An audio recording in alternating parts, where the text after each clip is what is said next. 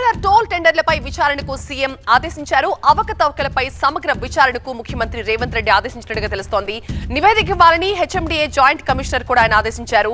CBI లేదా అదే స్థాయి మరో దర్యాప్తు సంస్థకు ఈ బాధ్యతలు అప్పచెప్తున్నారు. బాధ్యులైన అధికారులపై క్రిమినల్ కేసులు పెట్టే అవకాశం కూడా కనిపిస్తోంది.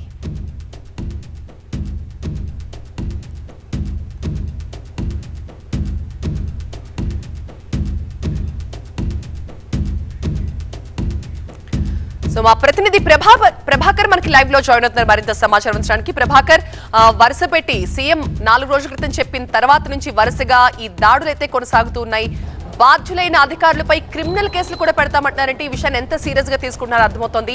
ప్రస్తుతం ఏం జరుగుతోంది? హెచ్ఎండిఏ పైన విజిలెన్స్ సోదాల వరకే అనుకున్నాం. కాకపోతే ఇప్పుడు ఓఆర్ఆర్ పైకి మళ్ళీ ఇష్యూ అంతా కూడా ఓఆర్ఆర్ పై గతంలో రేవంత్ రెడ్డి పిసిసి అధ్యక్షుడుగా ఉన్నప్పుడే ఫైర్ అయ్యారు. దీనిపై ఆందోళన కూడా చేశారు. ఓఆర్ఆర్ పై టోల్ వసూలు కాంట్రాక్ట్ని ఐఆర్బీ అనే సంస్థకు, ముంబైకి చెందిన ఐఆర్బీ సంస్థ, దీనికి 7,380 కోట్లకి దాదాపు 30 సంవత్సరాలకు లీజుకి ఇవ్వడాన్ని నిరసిస్తూ రేవంత్ రెడ్డి పిసిసి అధ్యక్షునిగా ఆందోళన కూడా చేపట్టారు. అప్పట్లో పెద్ద దుమారమే రేగింది. రేవంత్ రెడ్డికి హెచ్ఎండిఏతో పాటుగా ఎంఏయుడి ఒక లీగల్ నోటీసును పంపించింది.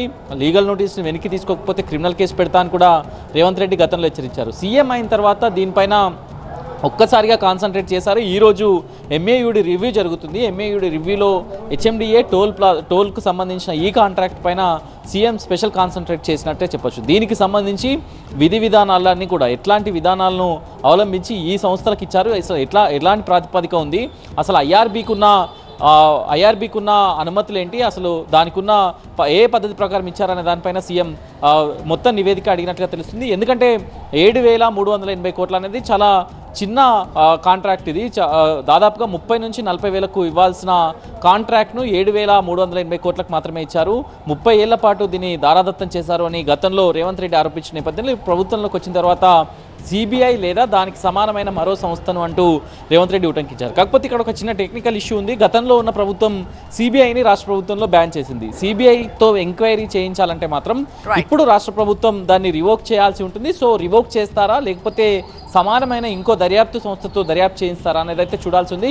సో మొత్తానికైతే ఓఆర్ఆర్ పై ఇప్పుడు సీఎం ఇంత సీరియస్ కావడం, ఇంత దర్యాప్తుగా ఆదేశించడం అయితే హాట్ టాపిక్గా మారిందని చెప్పొచ్చు. Right, thank you Prabhakar.